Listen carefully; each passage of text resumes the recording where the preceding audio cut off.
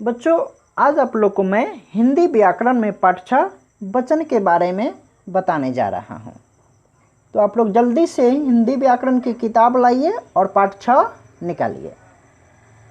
यहाँ कुछ चित्र दिए गए हैं, तो पहले हम चित्र को देखते हैं और नीचे लिखे वाक्यों को पढ़ते हैं।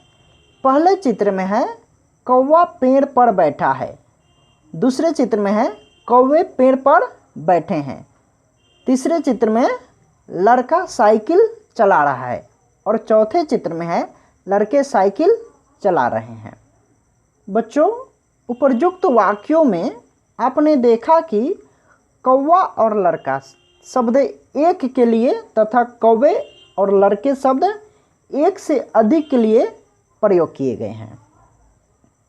अब बच्चों जानते हैं कि वचन किसे कहते हैं या वचन क्या होता है।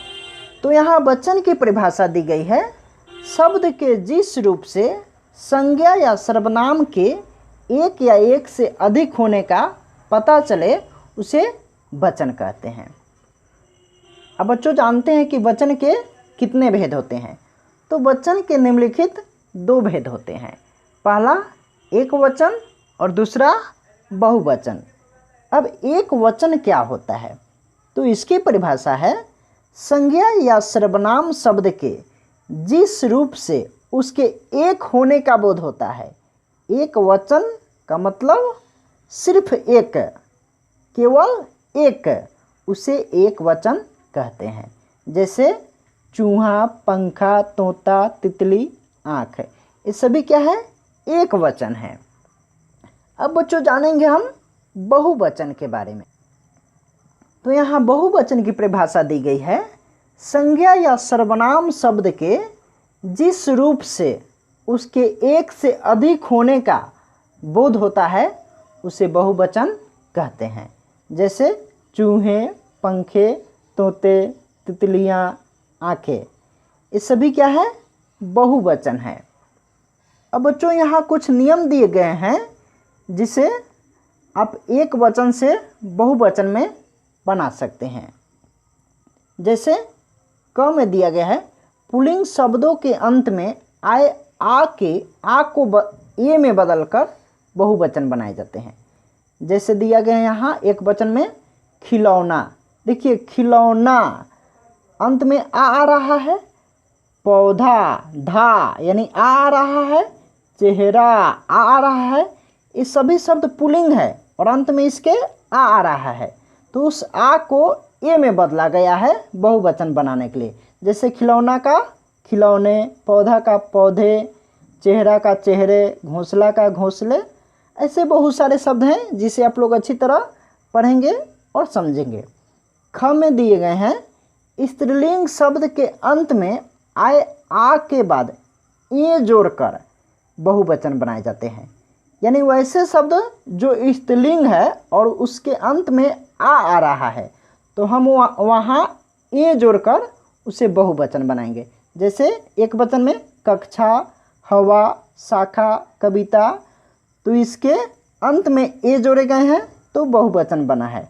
जैसे कक्षा का कक्षाएं, हवा का हवाएं, शाखा का शाखाएं इत्यादि।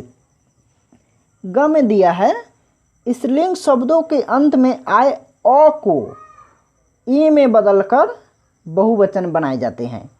यानी वैसे शब्द जो स्त्रीलिंग है और उसके अंत में अ आ रहा है, जैसे दुकान अ, नौ अ आ रहा है, दीवार अ, पलक पलक अ आ रहा है, इसमें क्या किया गया है?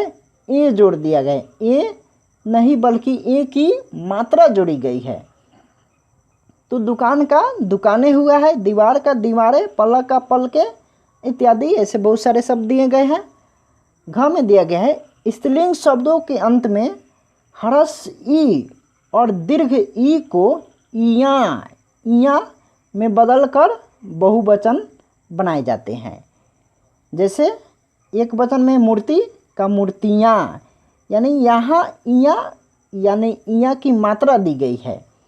रोटी की रोटियाँ, कहानी कहानियाँ। आगे है, आगे यहाँ विशेष में दिया गया है, 1 नंबर में है, संबंध बताने वाले शब्द दोनों वचनों में प्रायः एक से रहते हैं, जैसे दादा, नाना, मामा, चाचा आदि। 2 में कुछ शब्द सदैव बहुवचन में ही प्रयोग होते हैं, जैसे हस्ताक्षर, प्राण, आंसू आदि। 3 में है आदर देने के लिए भी बहुवचन का प्रयोग होता है, जैसे दादाजी खाना खा रहे हैं। गांधी जी हमारे देश के राष्ट्रपिता कहे जाते हैं।